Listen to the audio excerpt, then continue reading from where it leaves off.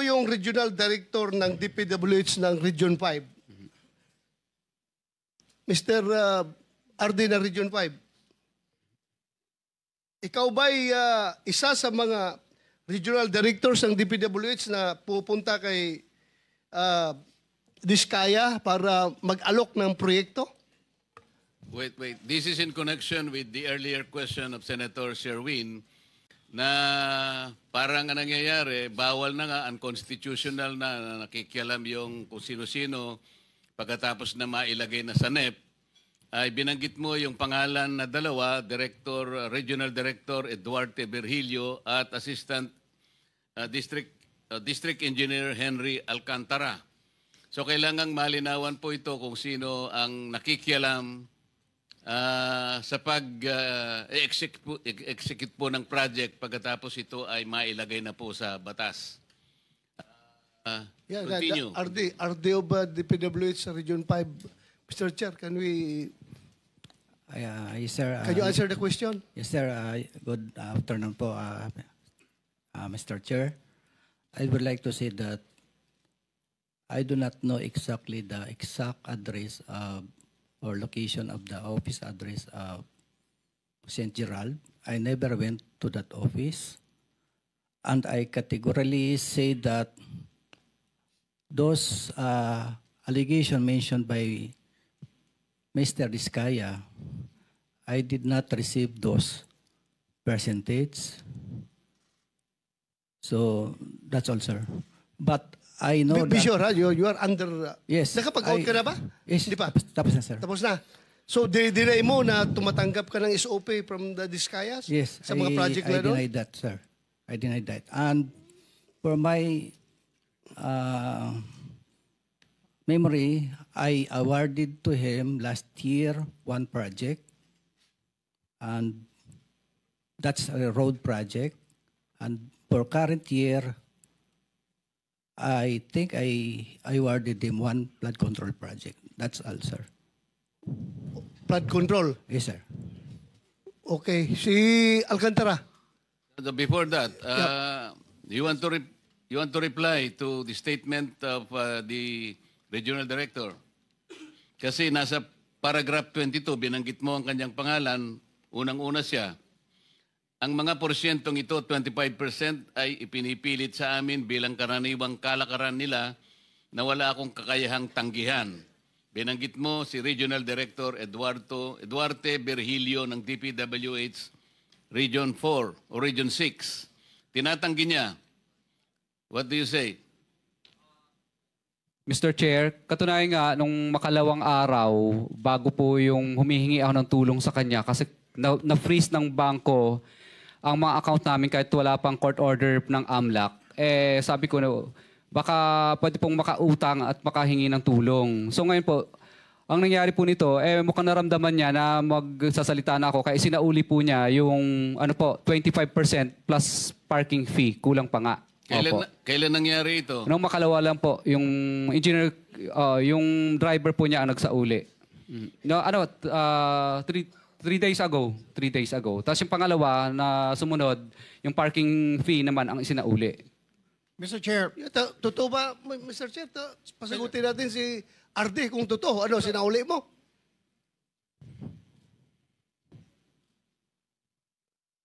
Pindutin mo, pindutin.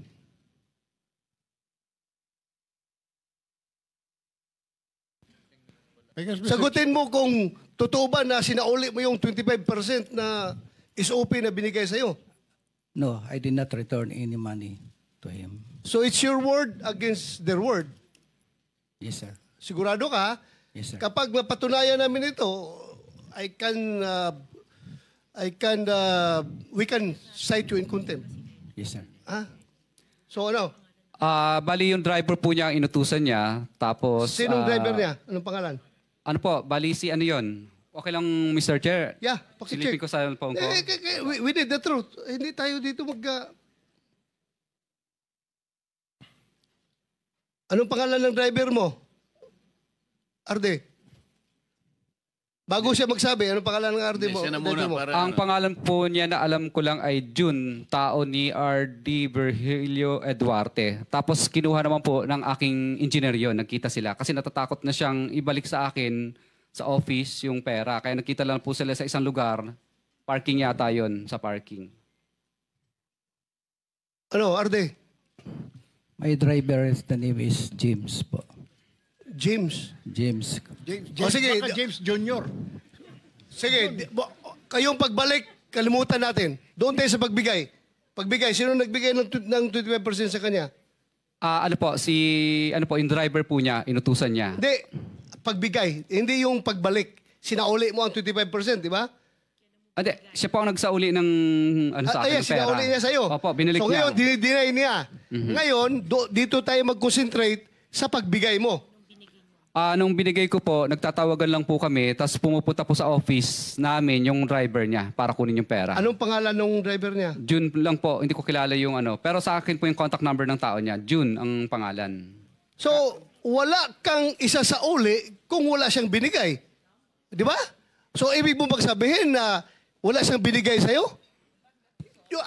How much is 25% of that particular project? Kung 150 million po yun, di 25% po nun. Mahina lang po ako sa computation. Wala akong... 25%, 25 million plus... 27.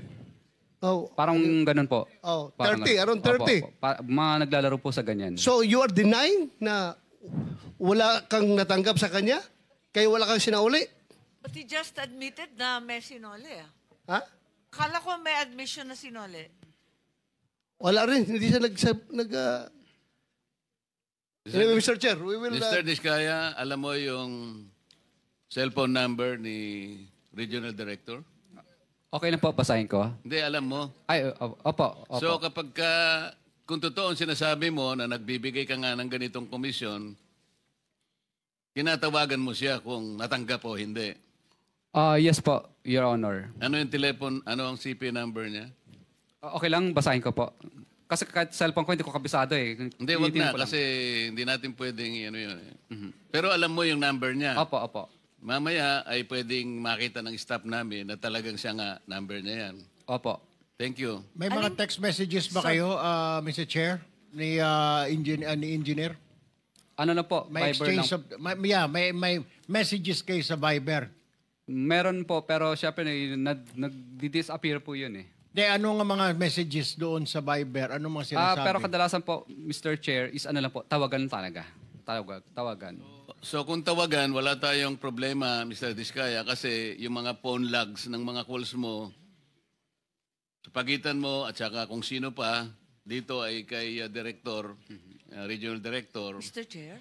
mako-coordinate natin dyan sa telco at saka yung NTC. Makukuha po natin yung record, masasabi na po natin yan.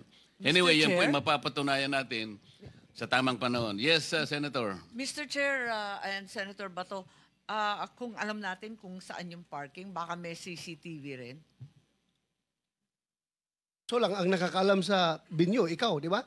Saan ba dineliver yung pera? Alam ko po sa parking yata po namin. Papacheck ko po. Pa-check mo. Yung pagbalik, pagsauli. Opo. Yung pagbigay. Opo, parang doon yata sa parking The same- namin. Sa the same venue? Sa isang yard namin. I-check ninyo. Mr. Chair, since pinag-uusapan na po natin... Before that, Senator, kasi nabanggit niya rin baka gusto nating unahin muna si District Engineer Henry Alcantara, nandiyan na rin po. Dalawa lang naman ang binanggit niya. Ayan na po si Engineer Henry Alcantara. Ano po yung binanggit ninyo ritong 25%? Kanino niyo po binigay? Sa kanya o sa tao niya? Sino po ba? Sa tao po niya. Pangalan ng tao niya. Si June Mendoza po ang binigyan ko po. John Mendoza. Opo. Personal na tao niya o tauhan niya sa opisina? Accounting po ng DPWH. Andito si John Mendoza, Mr. Chair? Si Meron, Engineer JP Alcantara Mendoza. nandyan. Yeah. Engineer Alcantara, what would you say? I respectfully deny po na may tinanggap po ako galing sa kanya. Yung mga accusations niya po, I respectfully deny po, Your Honor. Mr. Chairman, may I suggest to invite yung driver kanina? You see June ba yun? June? June. No? June ba yung driver niya? driver po ni ito, RD po, yung ni June. RD, Opo. Virgilio. Invite natin para, it seems to me that yun yung link ni Virgilio tsaka kay Mr. Diskaya doon sa pagdi-deliver ng pera. So maybe invite that person so that we can drill down to the very detail, to the very last detail yung transaction. Kasi yun yung link, Mr. Chairman. Yes, we will do that. Director General, please take note of those suggestions. Mr. Chair, by way of info lang. Sandali lang, ma'am. Ano put nyo kanina? Hindi ko po masyadong narinig. I respectfully deny po. I received sinasabi niya pong 25%. Na-receive po ninyo yung 25%? No po, I respectfully deny. Ayo, deny. Okay. So, equipment ng gobyerno ang ginagamit nyo. Tama. Your Honor, hindi po ako gumagawa ng project. Eh, ano yung in-house? Kanina lang sinasabi...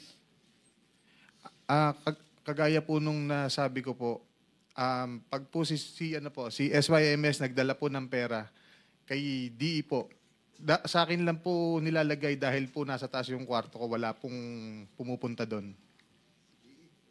Oh, hindi ba? May sasabihin ka? Gusto ko pong Your Honor, Pero yung sinasabi mo kaninang argumento mo, pirma ka lang ng pirma. Yes ang po. mga tao mo lang gumagawa. Yes po, Your Honor. Sinong maniniwala sa iyo na ganun? Ikaw ang district engineer. Ibig mo sabihin, hindi mo man lang naisip, sa kadulo-dulo ng isip mo na dapat paminsan-minsan tinitingnan mo yung project? Your Honor, Pirma ka lang ng pirma?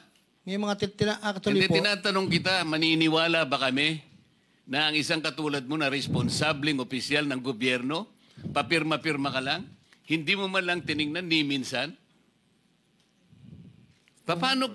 Sige nga, paano mo mapapaniwala na ang gawain ng isang responsable, kung talaga responsable kang district engineer, hanggang dun lang? Bakit kinuha ka pa ng DPWH kung ganun lang pala? Hanggang dun lang pala ang kaya mong gawin. Your Yun ba yung protocol? Yes, Your Honor. Yun ang protocol na hindi siya tumitingin? Kailangan, Sabi niya kanina, pinamahala niya sa mga tao niya, basta siya nandun lang, pirma ng pirma. Is that the protocol? Hindi po, Your Honor. Ha? Hindi po, Your Honor. O yun. Your Honor, alam po ni Sally yun, binababa niya lang po sa opisina ko yung mga pera, nakakahon po yun, nakasarado po yun. So, sinong binibigyan mo? Actually, hindi ko po binibigay. Kinukuha po ni D. Alcantara sa office ko yun. Ito, D. Alcantara, ganito ha.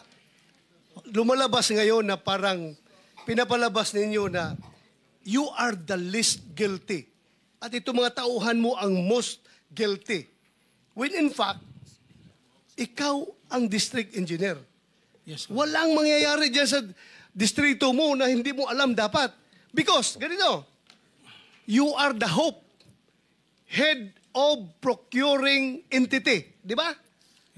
Being the head of procuring entity, as a DA, ikaw lang ang pwedeng magbigay ng papilis doon sa bangko para matransfer ang pera ng DPWH papunta kay Wawaw. At kay Wawaw papunta doon kay Santos. At pagdating kay Santos, na-ingkas niya, binibigay niya ang pera kay Bryce. Sabi naman ni Bryce, pagdating sa kanya, pinapasa niya sa'yo ang pera. Hindi ako maniwala na ikaw ang pipirma mo, buhay mo yan, nakataya sa pirma mo, tapos sabihin mo sa akin na yung pera na galing doon kay Bryce, hindi nakarating sa'yo? Your Honor, yes po. Kung papayagan niyo po ko, marami po magte-testify po na noong August 3, nung sila po minumura ko, bakit may mga ganyan. Andiyan po ang project engineer, ang mga hepe po, na umamin po sila na sila po ang may gawa niyan. At si JM Ramos po na nakadiskubre. Your Honor, inaamin ko po na may pagkukulang ako dahil ako po ang huling pumipirma. Pero may mga nakapirma po at sinasabi ko nga po, yung pagtitiwala ko po sa mga tao ko, yun po ang naging kasalanan ko nito, Your Honor. So, ibig mo sabihin, Wala po akong Wala ka talagang wala po akong natanggap partisipasyon. Gaya nga po. Sandali lang. Opo. Wala ka talagang natanggap? Yes, Your Honor. Ha? It's your word against their word. Yes, Your Ikaw, Honor. may natanggap ka? Box lang po yun. Actually, hindi ko po talaga binuksan ko ano, pero alam po na pera ang laman nun. Pinakuha po So, yung pinasa mo doon sa kanya? Senator, Pinakuha niya Yes. po. nasa time... Didepende lang kayo doon?